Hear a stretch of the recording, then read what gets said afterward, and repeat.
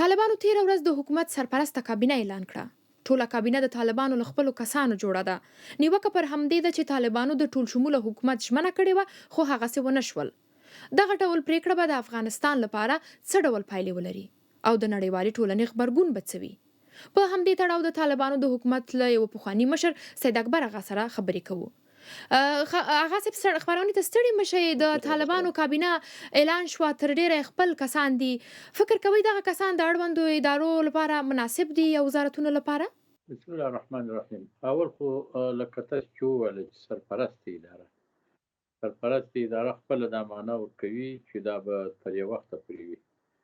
نو اوسنی حالت چې موږ ګورو د افغانستان د 40 کاله جنګ وروسته نن په افغانستان کې یو داسې حالت راځي چې هغه ازادانه طور باندې چې د خارجیانو اشغال نشته او د خارجیانو سلطه نشته، افغانان خپل راولاړېږي.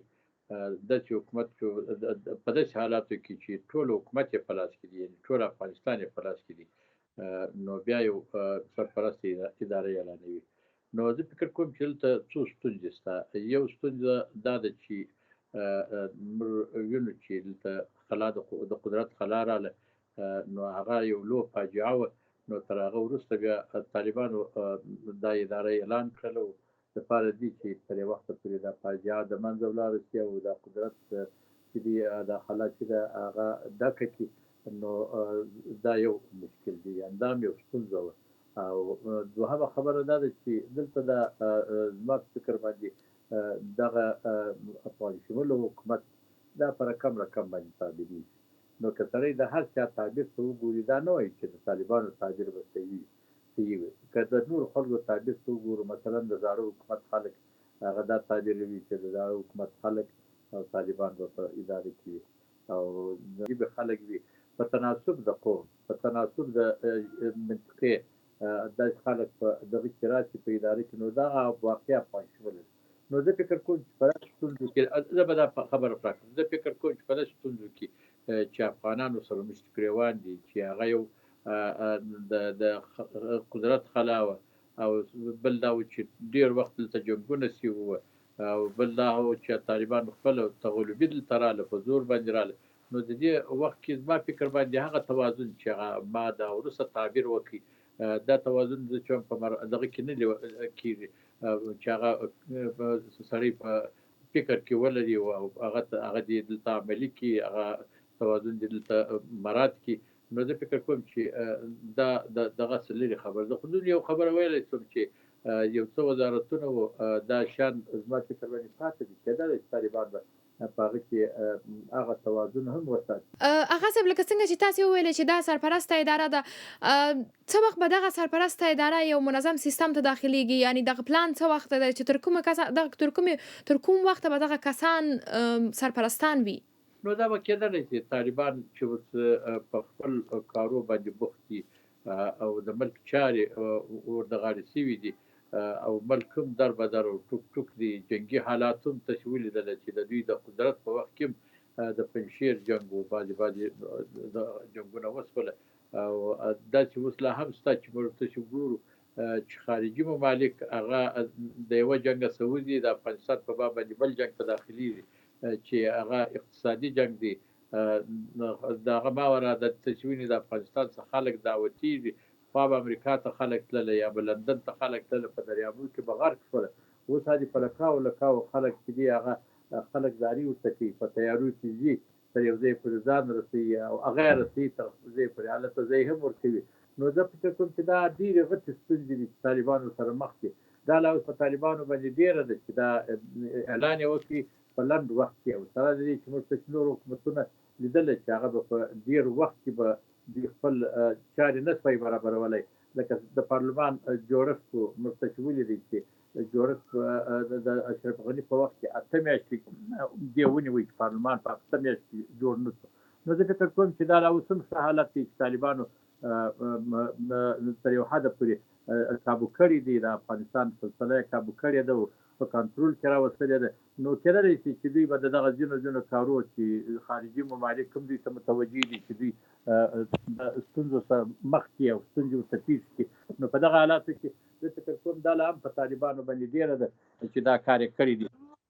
اغا صاحب یو مسله بله دا ده چې لکه څنګه چې تاسې وویلې چې د ټول شموله حکومت لکه څنګه چې ټول شموله حکومت طالبانو وویلې او خلکو تعبیر دا و چې له هر قومه له هر ژبې به دوی سره راټولیږي او یو کابینه به جوړیږي یا یو حکومت به جوړیږي.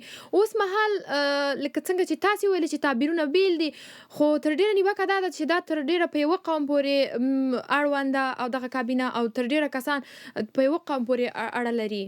نو ما هم دا مشکل په دې وویل چې ما ډېر مشکلات چې په ډېرو مشکلاتو کې توازن نه مراعاتېږي. نو زه په دې باندې متیقن یم چې طالبان به ځان د دې مشکلاتو څخه نو کې راخلاص کړي، یوازې به دې ته متوجه شي چې څنګه توازن مراعات کړي.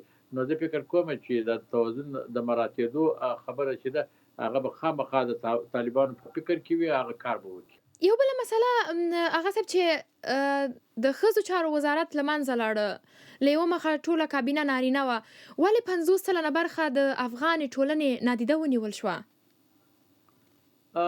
زه فکر کوم چې د ښځو دغه هم داسې و چې هغه بې انډونده و، داسې یو صحیح طریقه او لار یې نه وه. یعنې داسې ازادي په افغانستان کې وه چې هغه د افغانستان د جغرافیې د سرحد څخه وتلې ازادي وه.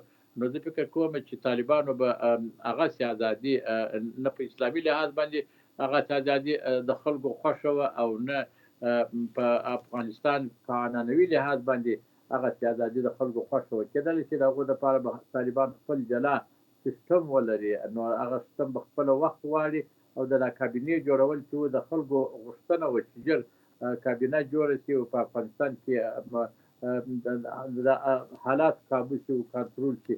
نو زما فکر باندې په دغه نسبت باندې به دوی د ښځو هغه زاړه کابینه بیا نه راوړل، د زاړه طریقه بیا نه وه خوښه، نوي طریقې ته به خامخا یو نوې لار جوړوي او په نوې لار باندې به هغه په مخ بیایي. خو یو مسله دا ده چې نړیوالې ټولنې تل ټینګار په دې کړی ده چې دوی د ښځو حقونو ته ژمن دي او طالبان هم باید د ښځو حقونو ته ژمن اوسي. لکه څنګه چې تېرو حکومتونو کې ښځو لپاره یو څه ډېره ونډه ورکړل سوه. یعنې فکر نه کوئ چې دا به د طالبانو په رسمیت پېژندلو کې یو څه ستونزې راولاړې کړي چې تقریبا د یوې ټولنې نیمه 50 سلنه قشر د نادیده ونیول سي؟ زه دونې ویلی سم چې طالبانو دا ویل دي چې ښځو ته د اسلام په چوکاټ کې موږ حقوق ورکوو، نړیوال هغه د اسلام چوکاټ زموږ سره نه مني. او بله خبره دا کوم چې دوی زموږ په ښځو څه کار لري؟ زموږ ښځې خو زموږ ښځې دي، نو دوی موږ د دوی په ښځو کار نه لرو، دوی زموږ په ښځو باندې باید چې دوی هم کار ونه لري. یو دا چې دا 15 ښځې یا 15 څلوېښت ښځې چې دورې کېږي دا مشهور او معروفه، دا د 15 میلیونو ښځو چې افغانستان اوس 80 میلیونه هم دی بلکې 80 میلیونه دي چې 40 میلیونه ښځې کېږي، 40 میلیونه ښځو نمایندګي کولی شي خو نه شي کولی. نو زه فکر کوم چې نړیوال دې زموږ د ښځو په چارو باندې کار نه لري، مداخله دې نه کوي، لکه موږ چې د دوی په ښځو په چارو باندې کار نه لرو، مداخله نه کوو. نو دا چې موږ خپل یو جلا مستقل ملک یو او ځان ته استقلال لرو، حریت لرو، اسلام لرو او خپل اسلام یو لاره ښولې ده، نو زه فکر کوم چې د نړیوالو په لار باندې تګ زموږ خطایي ده او موږ به بیا بلې لارې ته ځو، خپل مطلب ته به نشو تللی. خو یو مسله که ستاسې نظر ولرو چې د ښځو حضور په دغسې ادارو کې، یعنې هر څوک باید هغه خپل، یعنې ښځې خپل حضور باید ولري، نارینه باید خپل حضور ولري. یعنې تاسو تر کومې کچې دغه سره همغږي یاستئ چې ښځو ته د په رهبرۍ کې ځای نه ورکول کېږي یا د په لوړو څوکیو نه ګمارل کېږي؟ فکر نه کوئ چې ټولنه ضرورت لري ورته؟ زه خپله د ضرورت ځایونه ښوم. په ټولنه کې ښځې هغسې ضرورتونه د ښځو نشته لکه دنیا چې ورته وده کړي دي. ما فکر باندې که په ډاکټري کې ضرورت وي، ضرورت ورته شته، ښځې ته په تعلیم کې ضرورت ورته شته او ښځې ته چې ضرورت خپل د ځان دپاره لازمي تعلیم وکړي، متعدي وکړي چې نورو ښځو ته ور وښيي او داسې په ځینو شیانو کې ضرورت شته. داسې یو کلي ضرورت ما فکر باندې لکه دنیا چې ورته وده کړي دي یا دنیا ورته بولي، هغه ضرورت په اسلامي امورو کې یا په اسلامي جامعه کې هغومره ضرورت نشته. نو ښه خبره به دا وي چې موږ د ښځو ضرورت په اسلامي چوکاټ کې راوړو چې په اسلامي چوکاټ کې کوم ضرورت ښځې وي هغه حق ورکړو او په چوکاټ مطابق او چوکاټ هغه خواته لکه ما چې وختي وویل چې دلته د ښځو حقوق د افغاني د جغرافیې د سرحداتو څخه وتلي وه، یعنې خارجیانو ورکړي وه. هغه زما فکر باندې هغه نه طالب خوښوي نه د افغانستان د خلکو عنعنه ده چې هغه خوښ. د کابینې ځینې غړي چې اوس مهال دغه کابینه اعلان سوه د ملګرو ملتونو په تور نوملړ کې دي، فکر کوئ نړیواله ټولنه به دغه کسان ومني؟ نو نړیوال ټولنه خو د دغه خلکو سره په خطر کې کښېنستله وه. په دنیا کې په نورو ځایو کې چې مجلسونه وه، په جرمني کې ورسره کښېنستلي دي، په فرانسه کې ورسره کښېنستلي دي، په چین کې ورسره کښېنستلي دي. نو چې په هغه وخت کې د دوی خوښه یې هلته ورسره کښېني، د سبا د دوی خوښه نه وي هلته بیا دوی نه مني. نو زه فکر کوم چې دا به د نړیوال د خپل قانون سرغړونه وي. او بل دا چې دغه په تور لیست کې د دوی راوستل دا په څه لحاظ باندې وه، یعنې دا که اوس موږ وګورو د امریکایانو راتګ دلته افغانستان ته خپله امریکایانو تقبیح کوي چې دا زموږ تګ افغانستان ته بعضې امریکایانو وویل چې دا موږ په دې کې ملامت یو. نو دوی خو په هغه صورت کې دوی په تور لیست کې راوړي وه. نو هغه چې دوی تقبیحیه خپله چې دا زموږ تګ هلته افغانستان ته ښه کار نه و چې موږ وکړي. سنا کې هم دا خبرې وشولې، نورو خلکو هم دا خبرې وکړلې او عاقبت هم په دغه خبرو باندې ووتله. د افغانستان څخه خپله ماتې نه منله، وایي موږ افغانستان پسې راغلي وو یا غیر مطلبي راغلي وو یا مثلا مطلب حاصل شو. به هر تقدیر نو دا ټول هغه په هغه دلالت کوي چې دوی باید چې اول په تور لیست کې راوړل شوي نه وای، او که په تور لیست کې بیا راوړل شوله باید چې د تور لیست بېرته وتلي وای. نو زه فکر کوم چې دا چې دوی د تور لیست هم نه باسي او بیا هم دوی مني نه په جامع کې مني نه، نو زما فکر دا ملامتیا به په دوی باندې واقع. نو خو همدغه مسله لکه څنګه چې تاسې مو ویلې چې دوی اول منلې وه، خو په مقابل کې به ډېرې ژمنې طالبانو هم کړې وې چې د دوی په وینا چې ماتې شوي دي. خو دغه طالبان به د دې مسلې د حل لپاره څه اقدام کوي؟ ځکه چې که په تور نوملړ کې دغه کسان وي خو نه به نړیوالې هوکړې ورسره کېږي، نه به نړیوال لیدنې ورسره کېږي. نړیوال هم تقسیم دي په دنیا کې. موږ تاسې ولیدله چې طالبانو د اسیا ټول ممالک چې هغه د امریکایانو د منګولو څخه او د امریکایانو د سلطې څخه خلاص کړله. نو زه فکر نه کوم چې هغه خلک دي بیا د امریکایانو په هغه دومخه لار باندې چې په یوه لار باندې خلک په تور لیست کې راوړله، په بل لار باندې په ځان باندې ملامتیا ویله. هغه ملامتیا خپله په دې باندې دلالت کوله چې دا تور لیست کې د دوی راوړل دا بې ځایه وه. نو زه فکر نه کوم چې هغه بعضې ممالک چې د افغانانو د امریکا د سلطې څخه دوی خلاص کړه، هغه دې بیا د امریکا د مخکې یا د غربیانو د مخکې دوی ومني.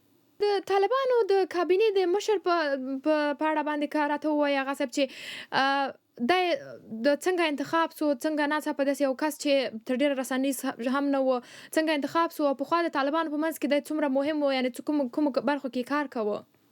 نو دلته خو طالبان یو امارت دی او خپل امیر لري. نو زما فکر باندې د امیر چې د طرفه چې هر څوک انتخاب سو دی مخالفت نه کوي. نو دا د امیر د طرفه انتخاب شوی دی. علاوه پر دې باندې داسې هم نه و چې دا سړی داسې یو ګمنامه سړی و، چا نه پېژندی و. دا مجاهد و، زما سره په ډېرو انډیوالیو کې شوی دی. انډیوال مو دی، زه یې پېژنم په هره معنا باندې. نو زه فکر نه کوم چې دا د داسې سړی وي لکه څنګه چې خلک فکر کوي چې دا یو ګمنامه سړی و. دا یو معروف و مشهور سړی و. د طالبانو په وخت کې هم هلته ولایت کړي و، بیا دلته وزارت کړي و، نور یو دې دلته کړي وې. نو معلوم سړی و.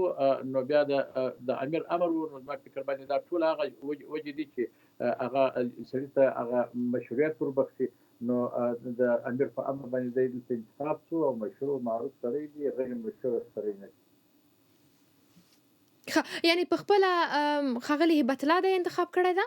خو د هغه انتخاب کړي دي، دا وزیران وو، دا خلک ټوله د هغه تر نظر وځي، هغه انتخاب کړي دي او د هغه په دستخط باندې انتخاب شوي دي. نو دوی هم د هغه په دستخط باندې انتخاب شوي. یوه وروستۍ پوښتنه هغه صاحب که راشو دې مسلې ته چې تر ډېره دغه کس چې تاسې یادونه وکړه چې خپله ښاغلي هبت الله انتخاب کړی ده، په نړیوالو غونډو کې یا په نړیوالو خبرو کې تر ډیره ښاغلی عباس ستانکزی او ملا برادر په راس کې و. اوس مهال فکر نه کوئ چې داسې یو کس باید انتخاب سوی وای چې یو څه نړیوالو سره نږدې پاتې سوی ده او هغوی سره یې خبرې کړي معمولا؟ نو دلته یوازې دا نړیوال قرب نه دی، افغاني قرب هم شته او نور مراتونه او لیازونه هم شته. نو زما فکر باندې هغه څوک چې مسؤل وي یا لکه هیبت الله اخندزاده صاحب چې مسؤل دی هغه به د ډیرو شانو مراتو لیاز کوي، یوازې نړیوال قرب ته به نه ګوري. نو کېدلی شي چې د فکر باندې به هغه نور شیان چې په دغه کې د لیاز کړي وو هغه به په هغه مراتونه به د ده سره و، په هغه مرات باندې به دی دغه سوی مشر سوی. ډیره مننه، کور مو ودان، سلامت اوسئ. مهرباني.